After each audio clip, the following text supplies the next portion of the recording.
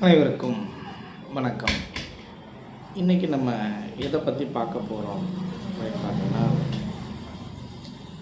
மரணம் என்பது வேறு, முக்தி என்பது வேறு. இந்த இரண்டிற்கும் உள்ள வேறுபாடு, இந்த வேறுபாடை பற்றி தான் நம்ம இன்றைக்கி பார்க்க போகிறோம். இந்த முக்தி என்பது எப்படி அப்படின்னு பார்த்தீங்கன்னா, ஒரு மனிதன்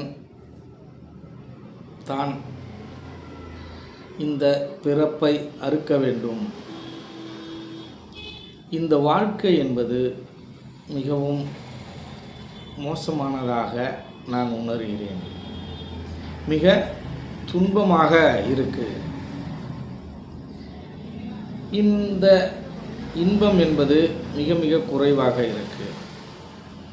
அப்போ இந்த துன்பத்திலிருந்து நான் விடுபடணும்.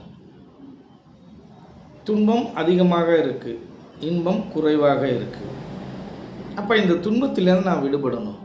இந்த துன்பத்திலிருந்து விடுபடுவதற்கு ஒரு வாய்ப்பு இருக்கா அப்படினால் வாய்ப்பு இருக்குது.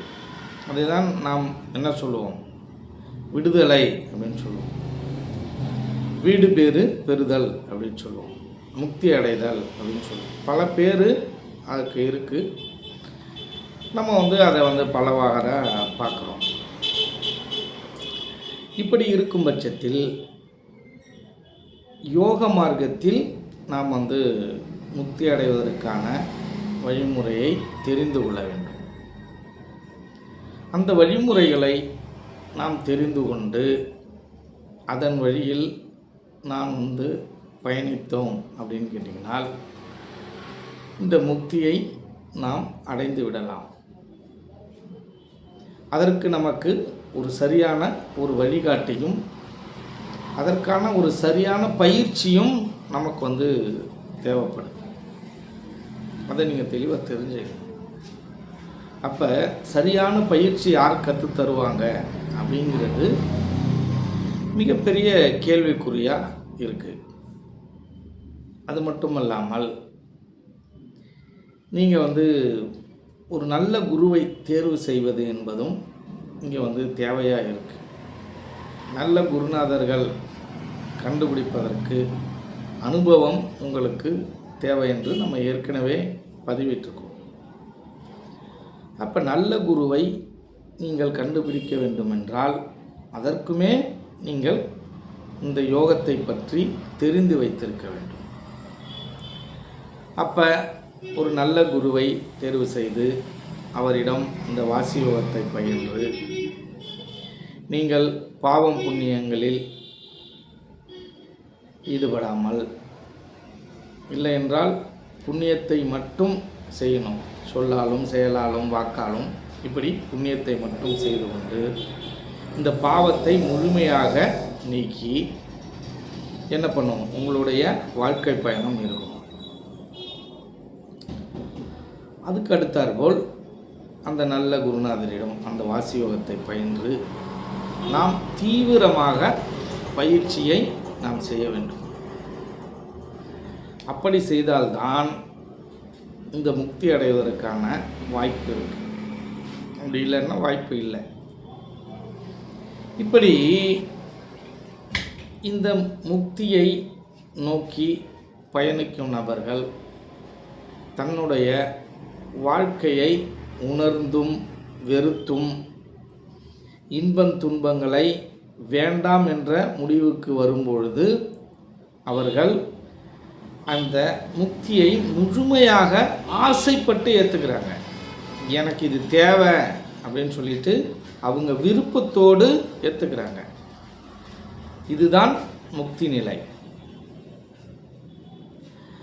மரணம் என்பது என்ன அப்படின்னு கேட்டிங்கனால்,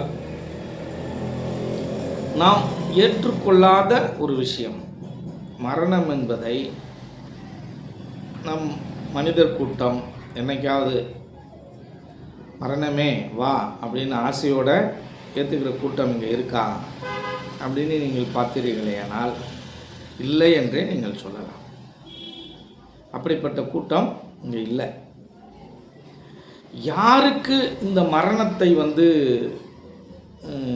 தேடுவாங்க, யார் தேடுவாங்க அப்படின்னு பார்த்திங்கன்னா, அவர்களுடைய வாழ்க்கையோட இறுதி கட்டத்தில் நோயினால் மிக அவதிப்பட்டு உடல் செயல்படாமல் இருக்கும் பொழுது அவர்கள் என்ன பண்ணுவாங்க, மலஜலமெல்லாம் கழித்து அவர்களால் தன்னுடைய தேவைகளை நிவர்த்தி பண்ணிக்க முடியாத ஒரு சூழ்நிலை வரும்பொழுதும், உணவை உட்கொள்ளாமல் இருக்கும் சூழ்நிலை வரும்பொழுதும் அவர்கள் என்ன பண்ணுவாங்க, இந்த மரணத்தை விரும்புவாங்க.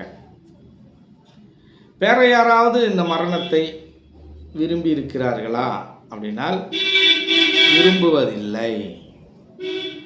அப்போ முக்தி அடையணும்னு நினைக்கிறவங்க முக்தியை விரும்பி அவர்கள் ஆசைப்பட்டு ஏற்றுக்கிறாங்க. ஆனால் மரணம் என்பது ஆசைப்பட்டு ஏற்றுக்கொள்வது அல்ல.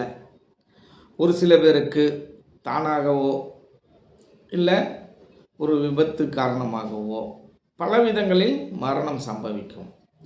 எப்படி மரணம் சம்பவித்தாலும் அந்த மரணம் என்பது அவர்கள் ஏற்றுக்கொண்டதாக இல்லை, அவர்கள் ஆசைப்பட்டதாக இல்லை, அவர்கள் விரும்பியதாக இல்லை. அது தானாகவே நடக்குது.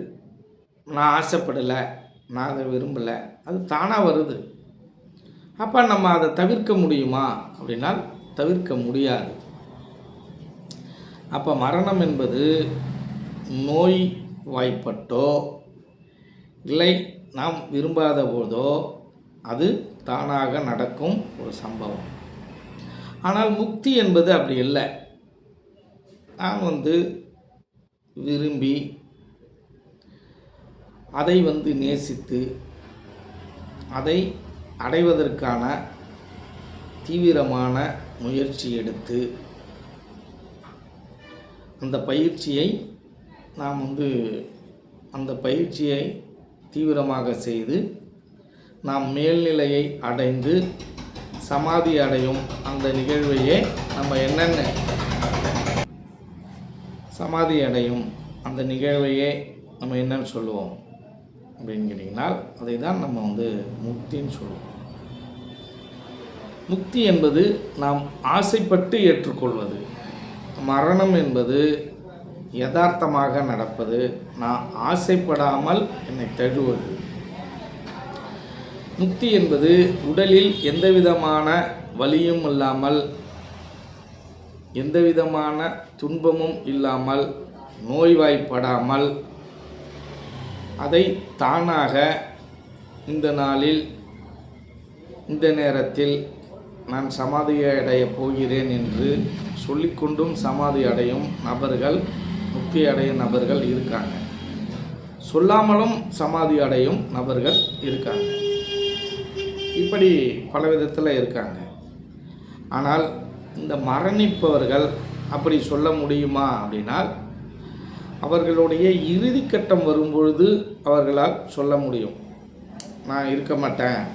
அவர்களுக்குள் ஒரு உள் உணர்வு தெரியும், நான் இனிமேல் இருக்க மாட்டேன், இறந்துடுவேன் அப்படின்ற ஒரு உள் உணர்வு தெரியும்.